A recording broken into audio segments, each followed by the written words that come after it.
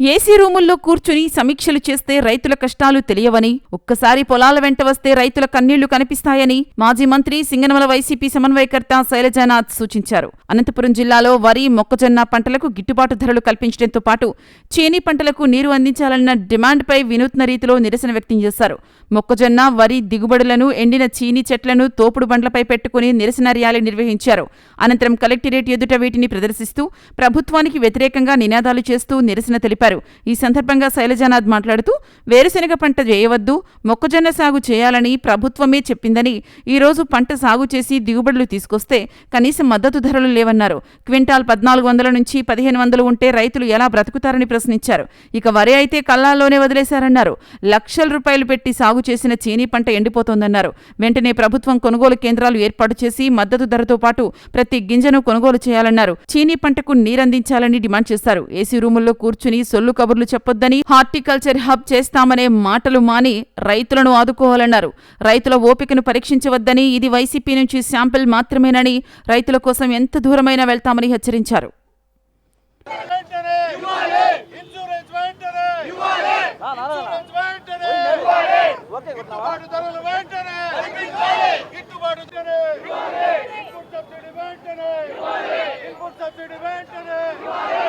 ప్రభుత్వం వెంటనే, ప్రభుత్వం వెంటనే, రైతుకు అండగా ప్రభుత్వం వెంటనే, రైతుకు అండగా ప్రభుత్వం వెంటనే. మోసగారి మాటలు వద్దు, మోసగారి మాటలు వద్దు. జై జగన్, జై జగన్, జై జగన్.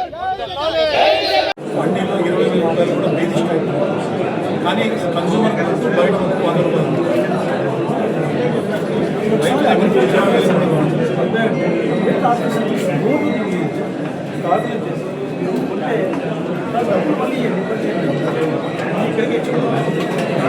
అనంతపురం జిల్లా రైతు ఈరోజు ప్రభుత్వ నిర్లక్ష్యానికి గురవుతా ఉన్నాడు.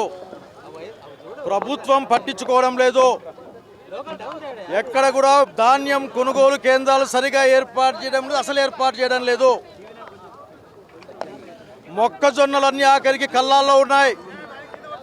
14, 15, 1600 అమ్ముడు పోతా ఉన్నాయి. 2400 రూపాయలు ప్రభుత్వం చెప్పిన తర్వాత ప్రభుత్వమే కొనుక్కోవాలా. ఈ ప్రభుత్వానికి ఇష్టమంతా సిగ్గులేదు. వరి అయితే ఆఖరికి కల్లాలు అట్లా ఇడిచిపెట్టినారు. ఆఖరికి నీళ్లు లేక చెట్లన్నీ ఎండిపోతూ ఉన్నాయి. ఈ కలెక్టర్ గారికి చెప్తా ఉన్నాం, ఏసీ రూముల్లో కూర్చొని, అట్లాగే ముఖ్యమంత్రి గారికి చెప్తా ఉన్నాం, మీరు ఏసీ రూముల్లో కూర్చొని సమీక్షిస్తే లాభం లేదు. అమరావతికి మీరు 100,000 కోట్లు నీళ్ళు ఎత్తిపోసి దానికి ఖర్చు పెడతా ఉన్నారు. ఇక రైతాంగం వ్యవసాయం చావు బతుకుల్లో ఉంది. ఈ రోజున ఇక్కడ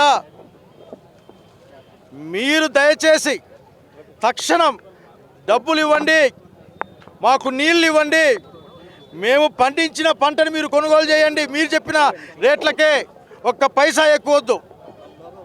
ఒకప్పుడు అనంతపురం జిల్లాలో అన్ని చోట్ల వేరుశెనగ ఉండేది. ఈరోజు వేరుశెనగ కనపడకుండా పోయింది. మీరు చెప్తేనే మా వాళ్ళు మొక్కజొన్న వేశారు.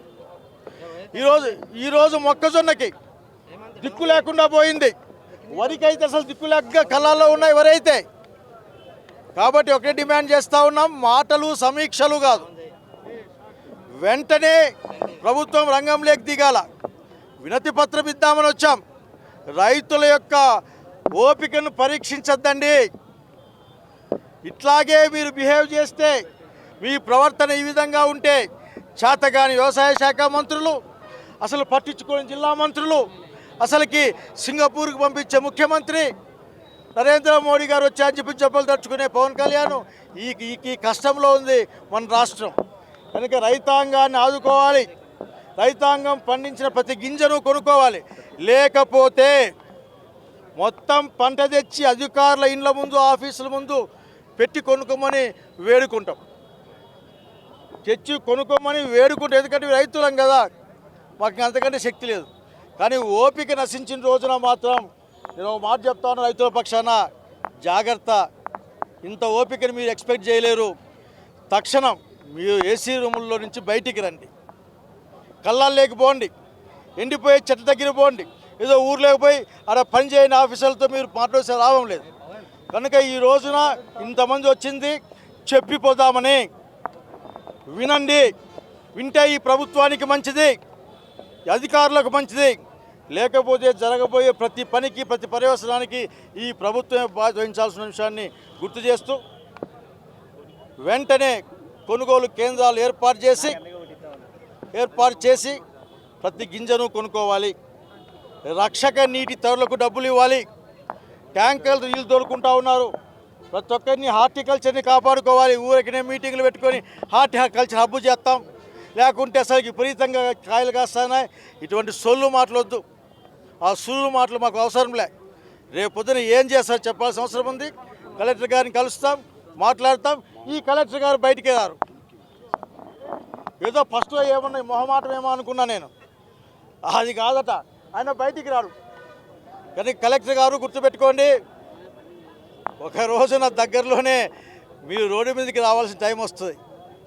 వచ్చే పరిస్థితిని జగన్మోహన్ నాయకత్వాన వైఎస్ఆర్ కాంగ్రెస్ పార్టీ చేస్తుంది రైతుల పక్షాన. చివరికంటూ కూడా పోరాడడానికి సిద్ధంగా ఉన్నాం. ఇది శాంపుల్ మాత్రమే, ఈరోజు శాంపుల్ మాత్రమే. ఈ శాంపుల్ చూసుకోండి. మీరు దయచేసి అధికారులు కదలాలా. సోళ్ళు మాట్లాడి తక్కువ మాటలు మాట్లాడి మమ్మల్ని మోసం చేయొద్దండి. మీరు రండి, మా వాళ్ళని పంపిస్తా, మా నాయకుల్ని పంపిస్తా, మా కార్యకర్తలు పంపిస్తా, ప్రతి గింజ కొలిపిస్తా, కొనుక్కొని డబ్బులు ఇమ్మని డిమాండ్ చేస్తూ ఉన్నాం. రైతును ఆదుకోమని, రైతును కాపాడుకోమని, తద్వారా వ్యవసాయాన్ని కాపాడుకోమని జిల్లా అధికార యంత్రాంగాన్ని చెప్తా ఉన్నాం. రైతునే కాపాడుకోలేని మీ ప్రభుత్వం అంటూ ఉంటే, మీ అధికారులు ఉంటే, రైతును పట్టించుకునే అధికారం మీ దగ్గర ఉంటే మీ అధికారాలు వేస్ట్ అన్న సంగతి కూడా మీరు గుర్తుపెట్టుకొని కోరుకుంటూ, రైతు అధైర్యపడాల్సిన అవసరం లేదు. రైతుల పక్షాన వైఎస్ఆర్ కాంగ్రెస్ పార్టీ జగన్మోహన్ నాయకత్వాన సిద్ధంగా ఉంది. ఎంత దూరమైనా, అది ఎండ కావచ్చు, వాన కావచ్చు, ఎంత కష్టమైనా సరే పోరాడడానికి సిద్ధంగా ఉన్నామని తెలియజేస్తూ ఉన్నాం.